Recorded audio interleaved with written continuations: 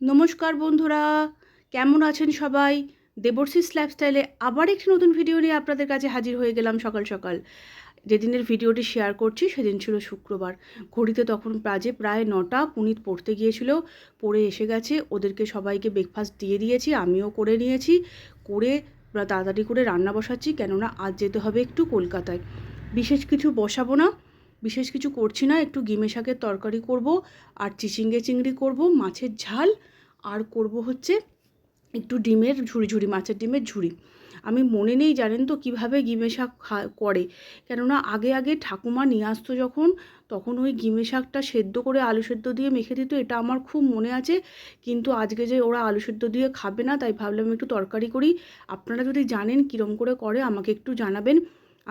আমি জানি না, নিজের মতোভাবেই একটু পাঁচফোড়ন দিলাম, দিয়ে তাতে আলু আর বড়ি দিয়ে একটু ভাজা ভাজা করে গিমে শাকটা বসিয়ে দেবো।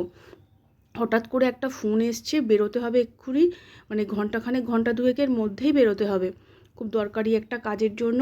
ওই জন্য খুব তাড়াহুড়ো করছি আজকে, তাড়াহুড়ো করে রান্নাবান্নাটা তাড়াতাড়ি সেরে নিতে হবে।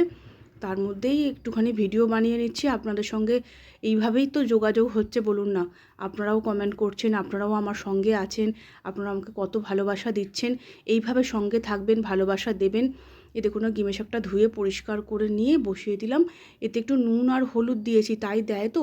প্লিজ একটু আপনারা যদি কেউ জানেন আমাকে একটু জানাবেন কিভাবে করে, কেননা আমাদের এখানে একজন নতুন কাকু একটা আসছে, সে নানা রকমের শাক দিচ্ছে জানেন তো। আর আমি একটু শাক টাক খেতে ভালোবাসি, আর এদেরকেও জোর করে খাওয়াই। পনির তো একদম খেতে চায় না, ওকে জোর জার করে খাইয়ে দিলে খেয়ে নেয়। ওকে জোর করে দিয়ে দিতে হয় যে খেয়ে নে বাবা, খেয়ে এদিকে কড়াতে বসিয়ে দিয়েছি চিচিঙ্গাটা সেদ্ধ করে নিয়েছিলাম আগে নুন হলুদ দিয়ে। তারপর একটু পেঁয়াজ, শুকনো তোমার কাঁচা লঙ্কা দিয়ে ভাজা ভাজা করে তার মধ্যে চিংড়ি মাছটা দিয়ে দিচ্ছি।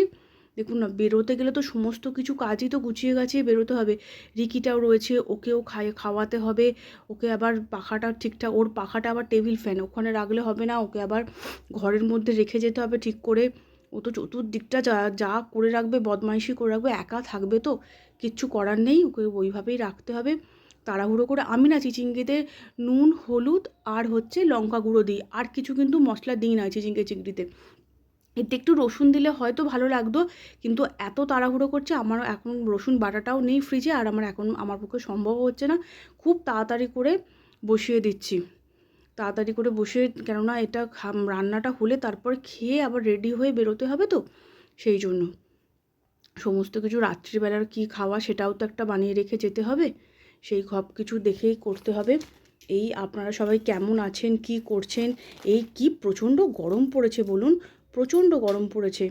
আবার এই গরমে আবার স্কুলও খুলে যাবে শুনছি 2 তারিখ থেকে নাকি, জানি না। একটু বৃষ্টিও নেই, একদম বৃষ্টি নেই সেভাবে। আর একটু বৃষ্টি হওয়া মানেই আমাদের এখানে তো কারেন্ট চলে গেল, কারেন্ট চলে যাওয়া মানে হয়ে গেল, যাচ্ছে আসছে কারেন্ট, জানেন তো এই অবস্থা। ওদিকে চিচিংড়িটা হয়ে গেছে, মাছ ভাজতে বসিয়ে দিয়েছি, আর এদিকে ওই ডিমের একটু ঝুড়ি করে নিচ্ছি তাড়াহুড়ো করে। আসলে সকাল থেকে এগুলোই প্ল্যান করেছিলাম, কিন্তু বেরোতে হবে যে এটা তো প্ল্যান ছিল না, হঠাৎ করে সেটাই ঠিক হয়েছে। তাই এদিকে ওই মাছের ঝালটা বসিয়ে দেবো। একটু তেলেতে টমেটো দিয়েছি আর কাঁচা লঙ্কা দিয়েছি, দিয়ে তার মধ্যে দিয়ে দেবো একটুখানি সর্ষে পোস্ত বাটা ছিল, না সরি সর্ষে ছিল না, শুধুই পোস্ত বাটা ছিল। ওর মধ্যে নুন আর হলুদ আর লঙ্কা গুঁড়ো দিয়ে গুলে নিয়ে ওতেই দিয়ে দিয়েছি, দিয়ে এটা ফুটে উঠলে মাছগুলো দিয়ে দেবো। এটুকুই হবে। আর একটু আম কেটে নেবো। আর সকালবেলা আমি শুক্রবারগুলোতে একটু চেষ্টা করি, যদি পারি, ঠাকুরের যদি ইচ্ছা হয় একটু ঠাকুরকে একটু পায়েস দেবার, গোপালকে একটু পায়েস দেবার, সেটাও আমার সকাল সকাল উঠে হয়ে গেছে, ওগুলো করে রেখে হয়ে গেছে। এই সামান্য কিছুই খাবার, আর বিশেষ কিছু করবও না, করার সময়ও নেই। তাড়াহুড়ো করছি, রেডি হতে হবে, কোথায় যাচ্ছি, কি করছি, কি সব কিছুই আপনাদের সঙ্গে শেয়ার করব। কিন্তু যেখানে যাচ্ছি ওটা একটুখানি সিক্রেট ব্যাপার, ওটা আবার ওখানে যদি ক্যামেরা তোমার অ্যালাউ না করে, ওখানেতে ওটা নিয়ে যেতে পারবো না। তারপরে আপনাদের সঙ্গে আবার সব কিছুই শেয়ার করব। আর ভগবান যদি চায় কোথায় যাচ্ছি সেটা যদি সব সফল হয়, আপনাদের সঙ্গে তো নিশ্চয়ই শেয়ার করব। আপনারা আমার সঙ্গে সবসময় আছেন, সবসময় থাকবেন এইভাবে, প্লিজ।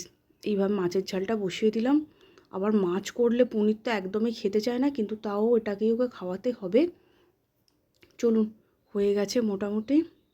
আর এই এক হাতে ক্যামেরাটা ধরে আছি তো, ওই জন্য খালি উল্টোপাল্টা হয়ে যাচ্ছে। বেরিয়ে পড়েছি রেডি হয়ে, এই রাস্তাটা নিশ্চয়ই আপনারা চেনেন। এটা হচ্ছে আমাদের বাগনানের ফ্লাইওভার। এতদিন তো আমার যাওয়া আসার সময় আপনাদের এই রাস্তাটা চেনাই হয়ে গেছে। চলুন এসে যাচ্ছি। এই ফ্লাইওভারটা বেশ ভালোই লাগে। আর আগে যা জ্যাম হতো যখন ফ্লাইওভার ছিল না, যারা আপনারা বাগনানে থাকেন তারা তো নিশ্চয়ই জানেন। হাই রোডে উঠে পড়েছি, বেরোতে বেরোতে প্রায় 3টে বেজে গেছে জানেন। সমস্ত কাজকর্ম সেরে বেরোতে বেরোতে 3টে বেজে গেছে। ওখানে পৌঁছেও গেছি, কাজও পৌঁছে যাব, পৌঁছে গেছি, কাজটাও হয়ে গেছিলো। ও যেখানে গিয়েছিলাম ওখানে ক্যামেরা অ্যালাউ ছিল না, কিন্তু কাজটা হয়ে যাবার পর একটা খুব সুন্দর ভালো ঘটনা ঘটেছে। সেটা হচ্ছে সামনেই ছিল প্রিয়া সিনেমা হল, ওখানে হচ্ছিল আমার বস। দুর্দান্ত সিনেমা। আমাদের কাজটা তাড়াতাড়ি হয়ে যেতে আমরা ভাবলাম দেখে নিই। চলুন, দেখাও হয়ে গেছে। আপনারা পারলে প্লিজ আপনাদের কাছে রিকোয়েস্ট করব, সিনেমাটা দেখবেন। দুর্দান্ত, ভীষণ ভালো লাগবে।